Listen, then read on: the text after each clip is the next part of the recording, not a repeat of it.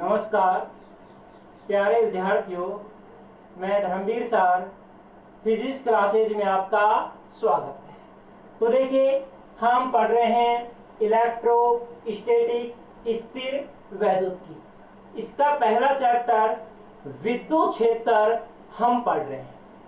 देखिए, पिछली क्लास में हमने पढ़ा था विद्युत क्षेत्र और विद्युत क्षेत्र की तीव्रता के बारे में तथा किसी बिंदुवत आवेश के कारण विद्युत क्षेत्र की तीव्रता क्या होगी उनके बारे में पढ़ा था।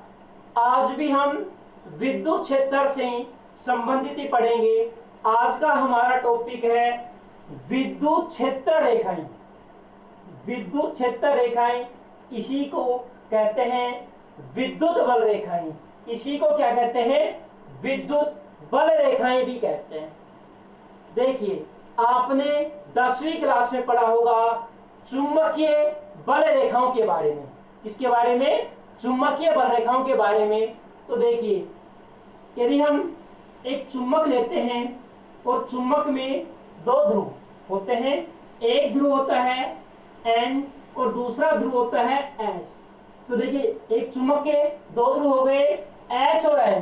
तो देखिए, चुंबक के अंदर चुंबकीय बल रेखाओं की दिशा होगी S से N की ओर, चुंबक के अंदर, तथा चुंबकीय भार, चुंबकीय बल रेखाओं की दिशा होगी उसके N सिरे से S सिरे की ओर। इस तरह से उसके N ध्रुव से S ध्रुव की ओर होगी चुंबकीय बल रेखाओं की दिशा। जिस तरह से चुंबक के लिए या चुंबकीय क्षेत्र के लिए चुंबकीय बल रेखाएं होती है, उसी प्रकार विद्युत क्षेत्र के लिए विद्युत क्षेत्र रेखाएं या विद्युत बल रेखाएं होती है। देखिए, जो विद्युत क्षेत्र है, विद्युत क्षेत्र को ग्राफीय रूप से प्रदर्शित करने के लिए विद्युत क्षेत्र रेखाएं या विद्युत बल रेखाओं की अवधारणा की आवश्यकता होती है।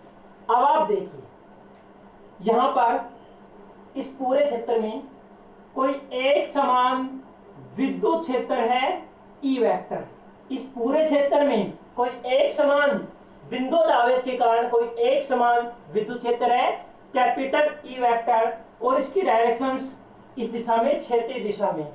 अब देखिए, इस विद्युत क्षेत्र में कोई एकांक परीक्षण धनात्मक आवेश गति करेगा।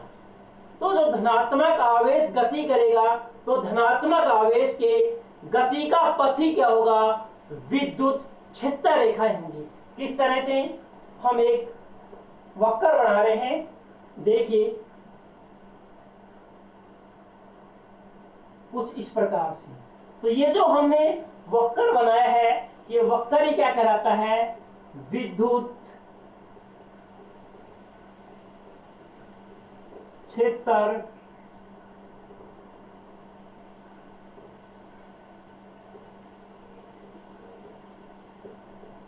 रेखा। ये वक्र क्या कहलाता है? विद्युत क्षेत्र रेखा कहलाता है। तो देखिए, विद्युत क्षेत्र रेखा को हम या विद्युत क्षेत्र रेखाओं को हम परिभाषित कर सकते हैं कि विद्युत क्षेत्र रेखाएं काल्पनिक होती है। विद्युत क्षेत्र रेखाएं काल्पनिक होती हैं और ये वास्तविक विद्युत क्षेत्र को प्रदर्शित करती है, तथा विद्युत क्षेत्र रेखाओं के किसी बिंदु पर भी, जिस तरह से मैंने विद्युत क्षेत्र का ये बिंदु ले लिया ए बिंदु पर। अब इस बिंदु पर देखिए, मैं स्पर्श रेखा इस तरह से खींच सकता हूं। इस बिंदु पर स्पर्श रेखा क्या होगी? इस बिंदु पर स्पर्श रेखा ये होगी। इस बिंदु पर स्पर्श रेखा क्या होगी? ये होगी।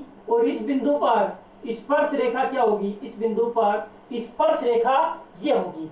तो देखिए, विद्युत क्षेत्र रेखा के किसी भी बिंदु पर खींची गई स्पर्श रेखा विद्युत क्षेत्र की दिशा को रिप्रेजेंट करती है, विद्युत क्षेत्र की दिशा को प्रदर्शित करती है। ये तो हो गई विद्युत क्षेत्र रेखाएं। अब देखिए, अब हम विद्युत क्षेत्र रेखाओं के गुणधर्मों के बारे में पढ़ेंगे। तो देखिए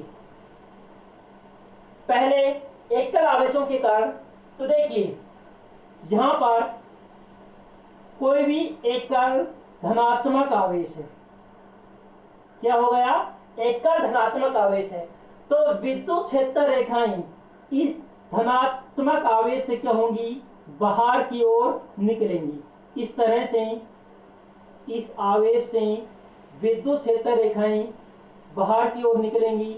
और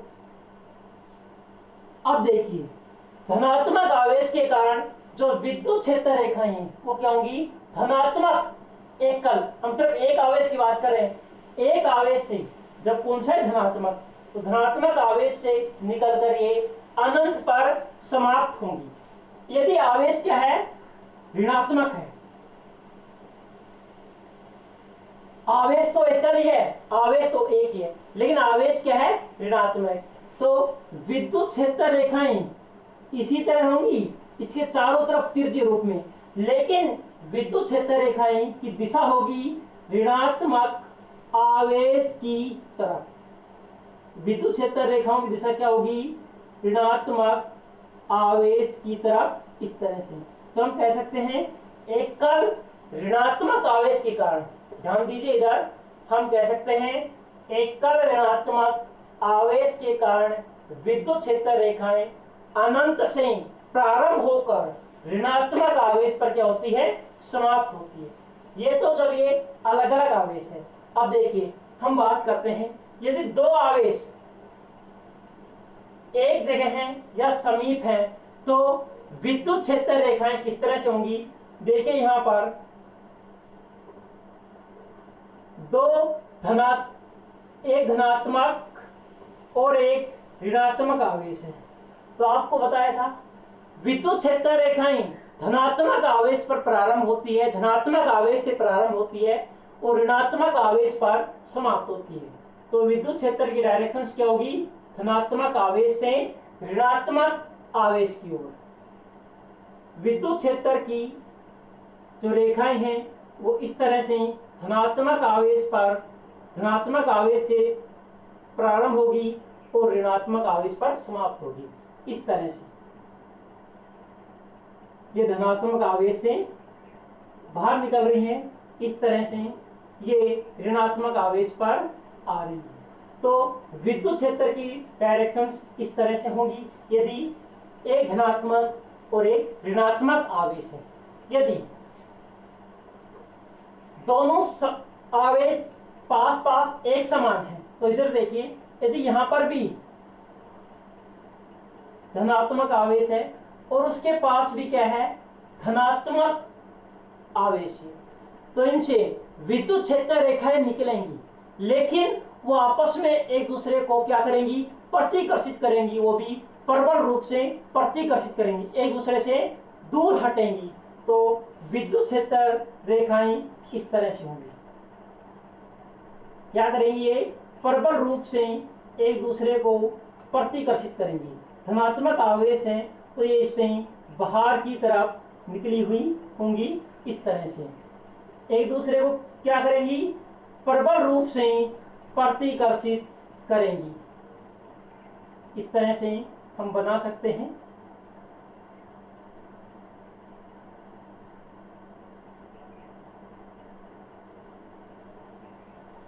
इस तरह से तो ये कब है, जब दोनों आवेश समान समान हो, धनात्मक हो, तो विद्युत क्षेत्र रेखाएं इस तरह से होंगी, एक दूसरे को प्रतिकर्षित करेंगी। तो देखिए ये जो डायग्राम बन रहे हैं, ध्यान दीजिए, एकल धनात्मक आवेश तो विद्युत क्षेत्र रेखाएं धनावेश से प्रारंभ होकर ऋणावेश पर समाप्त हो रही है, धनावेश से प्रारंभ होकर अनंत पर समाप्त हो रही है। ये अनंत से प्रारंभ होकर ऋणावेश पर क्या हो रही है, समाप्त हो रही है। और यदि धनात्मक और ऋणात्मक आवेश पास पास स्थित है, धनात्मक और ऋणात्मक आवेश पास पास स्थित है, तो विद्युत बल रेखाएं धनात्मक आवेश से प्रारंभ होकर ऋणावेश पर क्या हो रही है, समाप्त हो रही है। देखिए सारी की सारी धनावेश जा रही है और ऋणावेश पर समाप्त हो रही है। अब देखिए यहाँ पर दो ये धनात्मक धनात्मक आवेश एक दूसरे के पास स्थित है, तो धनात्मक आवेश से विद्युत बल रेखाएं बाहर निकलेगी, लेकिन एक दूसरे को क्या कर रही है, प्रतिकर्षित कर रही है, एक दूसरे से दूर हट रही है। और देखिए विद्युत बल रेखाओं के अन्य गुणधर्मों की हम बात करते हैं, तो देखिए दो विद्युत बल रेखाएं कभी भी एक दूसरे को नहीं काटती। दो विद्युत बल रेखाएं कभी भी एक दूसरे को काटेंगी नहीं। इसका कारण क्या है? सिंपल सी बात है कि दो विद्युत बल रेखाएं कभी भी एक दूसरे को नहीं काटेंगी। लेकिन क्यों नहीं काटेंगी? देखिए एक विद्युत बल रेखा हो गई ये और एक विद्युत बल रेखा हो गई ये, इस बिंदु पर काट रही है, बिंदु ए पर काट रही है। अब देखिए मैं दोनों विद्युत बल रेखाओं के लिए स्पर्श रेखा खींच रहा हूं। इसके लिए स्पर्श रेखा ये होगी और नीचे इसके लिए स्पर्श रेखा क्या होगी, इस डायरेक्शन में होगी। तो इसको मैं E1 दे रहा हूं, तो स्पर्श रेखा के कारण विद्युत क्षेत्र की दिशा क्या होगी, E1 वेक्टर, और इसके लिए क्या होगी, E2 वेक्टर। तो देखिए यदि दो स्पर्श रेखाएं एक दूसरे को काटती है तो एक ही बिंदु पर हम दो स्पर्श रेखाएं खींचते हैं, इसका मतलब एक ही बिंदु पर विद्युत क्षेत्र की दो दिशाएं होंगी, जो कि कभी भी संभव नहीं है। इसलिए दो विद्युत क्षेत्र रेखाएं या बल रेखाएं कभी भी एक दूसरे को नहीं काटेंगी। और देखिए विद्युत क्षेत्र रेखाएं या विद्युत बल रेखाएं जितनी पास पास होंगी, विद्युत क्षेत्र उतना ही क्या होगा, प्रबल होगा। तो इसको हम एक उदाहरण द्वारा या एग्जाम्पल द्वारा समझते हैं। तो देखिए इस तरह से ये विद्युत बल रेखाएं हम बना रहे हैं।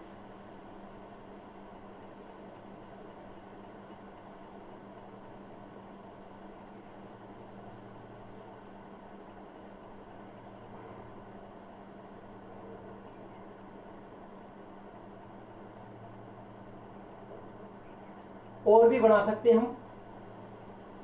तो देखिए यहां पर ये विद्युत बल रेखाएं या विद्युत क्षेत्र रेखाएं।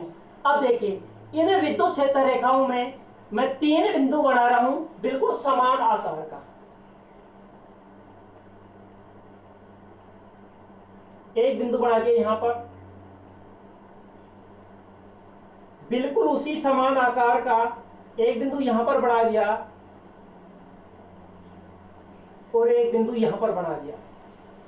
तो देखिए यहां पर मैं कह रहा हूं बिंदु ये क्या है, ए है, ये बी है और ये सी है। तो देखिए इस बिंदु ए के कारण यहां पर विद्युत क्षेत्र क्या होगा, यहां पर विद्युत क्षेत्र होगा ई ए होगा, यहां पर विद्युत क्षेत्र मैं इसी में लिख देता हूं ई बी होगा और यहां पर क्या होगा, ई सी होगा। अब देखिए ये विद्युत क्षेत्र रेखाएं ध्यान दीजिए, यहां पर तो पास पास है, लेकिन जैसे आगे बढ़ती हैं ये एक दूसरे से हो जाती है, दूर हो जाती हैं, फैल जाती है। ध्यान दीजिए एक बार फिर से, यहां पर तो विद्युत क्षेत्र रेखाएं पास पास है, लेकिन जैसे ही आगे बढ़ती है फैल जाती है।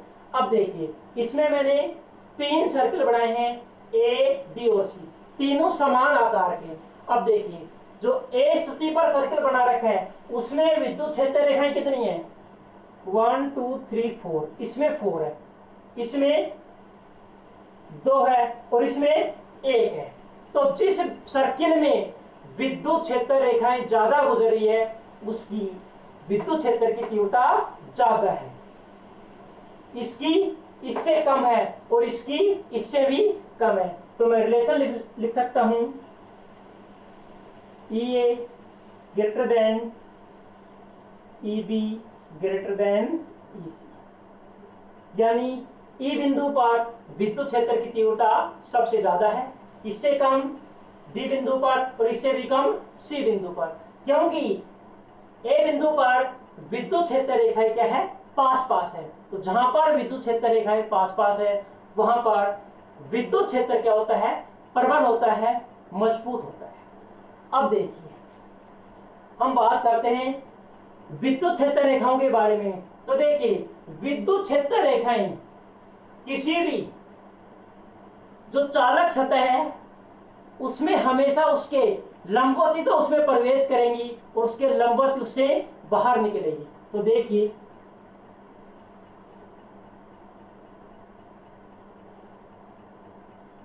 ये कोई चालक पृष्ठ या चालक सतह कह सकते हैं। अब देखिए, जो विद्युत बल रेखाएं होंगी वो हमेशा इसके लंबवत तो इसमें क्या करेंगी, प्रवेश करेंगी, और यदि इससे बाहर भी निकलती है तो क्या होंगी, हमेशा इसके लंबवत इससे क्या होंगी, बाहर निकलेंगी। एक बात और, विद्युत बल रेखाएं कभी भी बंद वक्र नहीं बनाती। ध्यान दीजिए, विद्युत क्षेत्र रेखाएं कभी भी बंद वक्र नहीं बनाती, जबकि चुंबकीय बल रेखाएं या चुंबकीय क्षेत्र रेखाएं बंद वक्र या बंद लूप बनाती। देखिए, विद्युत क्षेत्र रेखाएं कभी भी बंद वक्र नहीं बनाती। इसका मतलब ये देखिए, बंद वक्र बनाने के लिए क्या होना चाहिए, बंद वक्र बनाने के लिए आप ध्यान दीजिए, यहां पर ये धनात्मक आवेश, धनात्मक आवेश से विद्युत बल रेखा हमेशा बाहर निकलेगी। तो देखिए, बंद वक्र कब बनेगा, बंद वक्र जब ही बनेगा जब ये वापिस का धनात्मक आवेश से प्रारंभ होकर वापिस धनात्मक आवेश पर जाए। लेकिन ऐसा कभी भी संभव है ही नहीं। आवेश धनात्मक है तो विद्युत बल रेखा है इसी से प्रारंभ होकर वापिस इस पर नहीं आती, क्योंकि हमने पढ़ा है अभी, विद्युत बल रेखाएं धनात्मक आवेश से प्रारंभ होकर ऋणात्मक आवेश पर जाती है। यदि एकल धनात्मक आवेश है तो धनात्मक आवेश से प्रारंभ होकर अनंत पे जाएंगी, और एकल ऋणात्मक आवेश है तो अनंत से प्रारंभ होकर धनात्मक आवेश में आएंगी। लेकिन ऐसा कभी संभव नहीं है उसी आवेश से प्रारंभ होकर उसी आवेश पर विद्युत क्षेत्र रेखाएं समाप्त हो जाए। तो विद्युत क्षेत्र रेखाएं कभी भी बंद लूप नहीं बनाती, जबकि चुंबकीय बल रेखाएं बंद लूप बनाती है। तो विद्युत बल रेखाएं बंद लूप नहीं बनाती, इसलिए विद्युत बल रेखाओं की जो प्रकृति है वो संरक्षी प्रकृति होती है। अब देखिए, विद्युत बल रेखाओं के बारे में हम कुछ एग्जाम्पल द्वारा और समझते हैं। देखिए, यहां पर मैं 4 स्थितियां बना रहा हूं। स्थिति फर्स्ट में ये आपके सामने विद्युत बल रेखाएं या विद्युत क्षेत्र रेखाएं दर्शाई है। संख्या कितनी भी ले सकते हैं, कोई फर्क नहीं पड़ता। अब देखिए, एक स्थिति तो ये है,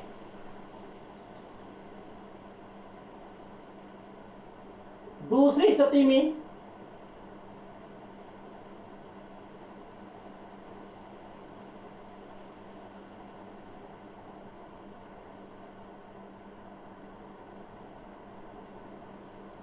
ये दूसरी स्थिति है।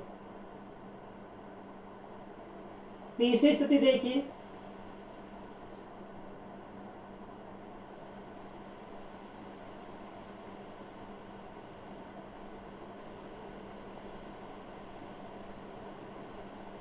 और चौथी स्थिति में इधर बना देता हूं।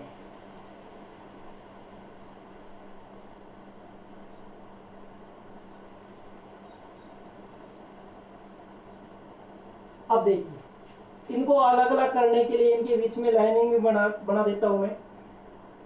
अब देखिए, यहां पर जो विद्युत बल रेखा या क्षेत्र रेखा खींच रखी है, इनके लिए हम 2 चीजें लिखेंगे। एक लिखेंगे हम इनके लिए परिमाण लिखेंगे, और एक लिखेंगे इनके लिए हम दिशा क्या होगी भाई।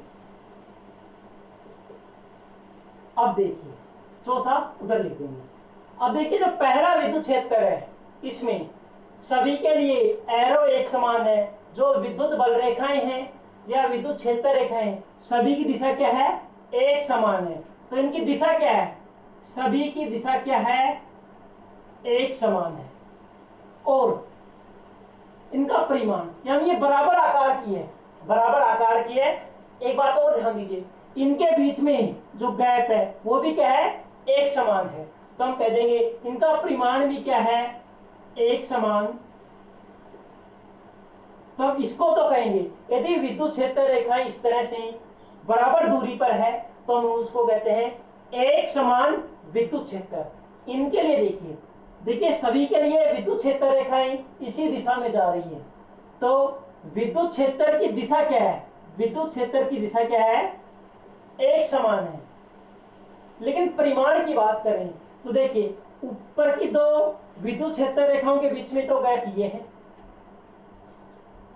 बीच की दो विद्युत क्षेत्र रेखाएं देखिए इनके बीच में गैप पहले वाले से ज्यादा है और इनके लिए गैप बीच वाले से कम है। तो इनके बीच में जो गैप है विद्युत क्षेत्र रेखाओं के लिए वो क्या है, असमान है। तो यहां पर हम कह सकते हैं जो परिमाण है वो क्या है, परिवर्तित है या परिमाण नियत नहीं है। तो हम कह सकते हैं विद्युत क्षेत्र रेखाओं के लिए परिमाण क्या है, परिवर्तित है। तीसरी कंडीशन में देखिए तीसरी कंडीशन में विद्युत क्षेत्र रेखाओं की डायरेक्शन ये थी। तो इस तरह से क्या हो रहा है, दिशा परिवर्तित हो रही है। दिशा क्या हो रही है, दिशा परिवर्तित है। लेकिन इनका परिमाण क्या है, इनका परिमाण हम कह सकते हैं नियत है या एक समान है। चौथी कंडीशन में देखते हैं इनका परिमाण और दिशा। तो देखिए आपको स्पष्ट दिख रहा है दिशा भी क्या इनकी दिशा भी परिवर्तित है और इनका परिमाण भी क्या है, इनका परिमाण भी क्या है, परिवर्तित है। तो ये कहलाता है, ये तीनों केस दूसरा तीसरा और चौथा ये क्या कहलाएंगे, ये असमान विद्युत क्षेत्र कहलाएंगे। जबकि पहला क्या कहलाएगा, एक समान विद्युत क्षेत्र जिसमें विद्युत क्षेत्र की दिशा और परिमाण सभी क्या है, नियत है। तो ये थे विद्युत क्षेत्र रेखाएं या विद्युत बल रेखाओं के गुणधर्म। Thank you.